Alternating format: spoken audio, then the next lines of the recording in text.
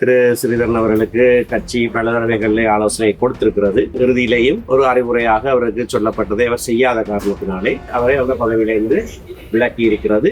அல்லது ஸ்ரீதரனுக்கு பாராளுமன்றத்தில் நடந்த விடயங்கள் பற்றி நீங்கள் ஒரு சுயாதீன விசாரணை நடத்த வேண்டும், கட்சியை சிதைவுக்கு உள்ளாக்கும் என்றதை சுமந்திரன் அவர்கள் கூறியிருந்தார்கள்.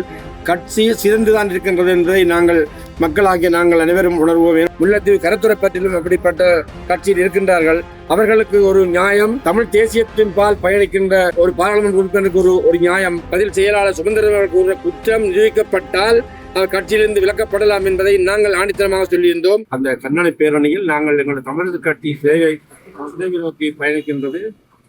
தமிழக கட்சியின் தலைவர் பதவி சிறுவன் அவர்களுக்கு பறிக்கப்பட்டது விஷயமாக நாங்கள் அந்த கூட்டத்தில் தீர்மானம் எடுத்து அந்த கூட்டத்தில் கண்டன அறிக்கையை எழுதி யாழ்ப்பாணம் தமிழக கட்சியின் தலைமை செயலகத்திற்கு வந்தோம். தலைமை செயலகத்தில் பதில் தலைவர் அவர்கள் தன்னுடைய சொந்த விடயமாக வெளிநாடு சென்றது காரணத்தினாலே பதில் செயலாளர் சுமந்திரன் அவர்களிடம் அந்த அறிக்கையை கையெழுத்துள்ளோம். அறிக்கையை கையெழுத்த நேரம் அவரோட சில விடயங்கள் பற்றி நாங்கள் கலந்து ஆலோசித்தோம். கட்சி சேவைக்கு காரணம் தலைமைப்பீடம் என்பதை நாங்கள் உறுதியாக சொன்னோம்.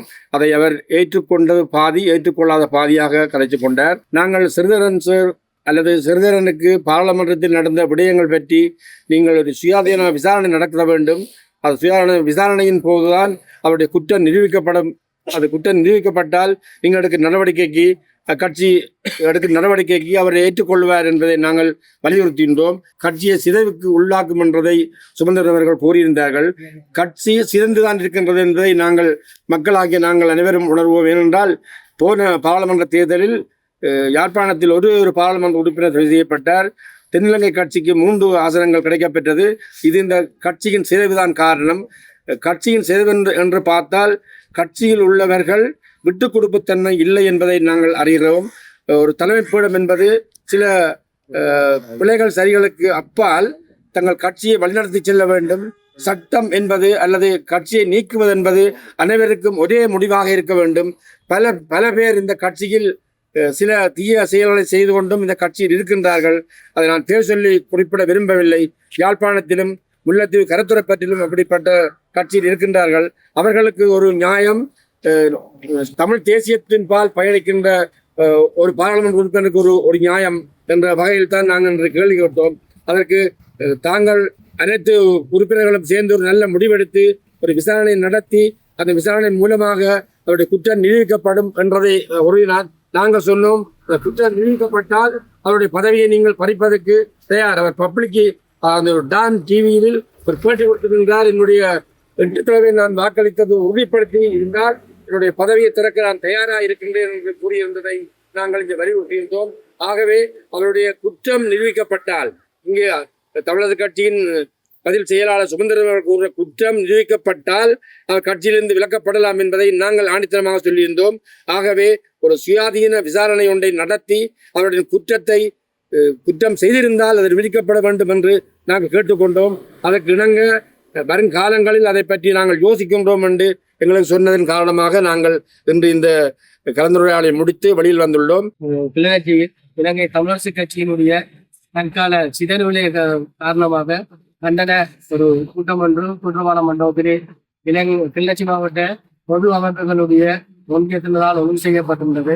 அந்த கூட்டத்தின் விரைவிலே ஒரு கண்டன அறிக்கை ஒன்று வாசிக்கப்பட்டது. அந்த கண்டன அறிக்கையை நாங்கள் இன்றைய தினம் மாலை வேளை இலங்கை தமிழரசு கட்சியினுடைய தலைமைச் செயலம் அமைந்திருக்கக்கூடிய இந்த மாட்டின் வீதியிலே கட்சியினுடைய தலைவர் தன்னுடைய தனிப்பட்ட விடயம் காரணமாக புலம்பெயர் தேசத்தில் இருப்பதனால் கட்சியினுடைய பொதுச் செயலாளர் அவர்களிடம் அந்த அறிக்கையை கையளித்து கட்சியினுடைய தற்கால நிலையும் தற்பொழுது பேசுவர்களாக இருக்கின்ற அந்த நாடாளுமன்ற பதவி மற்றொருவருக்கு வழங்கப்பட்ட சம்பந்தமான அந்த விஷயம் சம்பந்தமாக பொதுச் செயலாளருடன் நாங்கள் எங்களுடன் இருந்த எங்களுடைய கருத்துக்களையும் எங்களுடைய தமிழ் தேசியத்தின்பால் எங்களிடம் இருந்த அந்த தெளிவான கருத்துக்களையும் அவரிடம் எடுத்துரைத்திருக்கிறோம். எனவே மீளவும் இந்த தமிழரசு கட்சி மிளிர்ந்து தமிழ் மக்களுடைய விடிவுக்காக செயற்பட வேண்டும். தமிழ் தேசிய கூட்டமைப்புடன் எப்படி 22 நாடாளுமன்ற உறுப்பினர்களுடன் இந்த வீட்டு சின்னம் பயணித்ததும் அந்த எண்ணத்தோடு மீளவும் பெறுகின்ற மாகாண சபை தேர்தலாலும் சரி, அடுத்து வருகின்ற பாராளுமன்ற தேர்தலில் தமிழருடைய பிரதிநிதித்துவம் பாராளுமன்றத்தில் கூடுதலாக இருந்து எதிர்கட்சியாக இந்த பாராளுமன்றத்தில் எங்களுடைய தமிழ் தேசிய கட்சி வீட்டு சின்னத்தோடு பயணிக்க வேண்டும் என்ற தொனியை பொதுச் செயலாளரிடம் நாங்கள் எடுத்து வைக்கிறோம். அவர் அது சம்பந்தமாக தங்களுடைய அரசியல் குழுக்கள் மத்திய குழுக்களோடு தாங்கள் கலந்தாலோசித்து தொடர்ந்தும் இந்த தாங்கள் கட்சியை சீரமைத்துக் கொண்டு தமிழ் மக்களுடைய அரசியல் விளைவுக்காக பயணிக்க வேண்டும் என்று எடுத்து வைக்கிறோம். அவர்கள் இதற்கு தாங்கள் அதற்குரிய செயற்பாட்டுக்கு தாங்கள் அனைவரும் சேர்ந்து ஒத்துழைப்பதாக கூறியிருக்கின்றார். இதுதான் நாங்கள் இந்த மார்ட்டின் அலுவலகத்தை சந்தித்த விடயம். கிளிநொச்சியில இருந்து கட்சி ஆதரவாளர்கள் சிலர் வந்து எங்களோடு ஒரு சம்பாஷணை நடத்தியிருக்கிறார்கள். எங்களுக்கு ஒரு மகாஜர் தந்திருக்கிறார்கள். அதிலே கௌரவ பாராளுமன்ற உறுப்பினர் திரு ஸ்ரீதரன் அவர்களை பாராளுமன்ற குழு தலைவர் பதவியில இருந்து நீக்கினது சம்பந்தமாக அவர்கள் கேள்விகள் கேட்டிருக்கிறார்கள். நீண்ட நேரம் அவர்களோடு உரையாடி அதற்கான விளக்கங்களை அவர்கள் கரசனையோடு வந்து கேட்ட காரணத்தினாலே அதற்கான விளக்கங்களை நாங்கள் அவர்களுக்கு சொல்லியிருக்கிறோம்.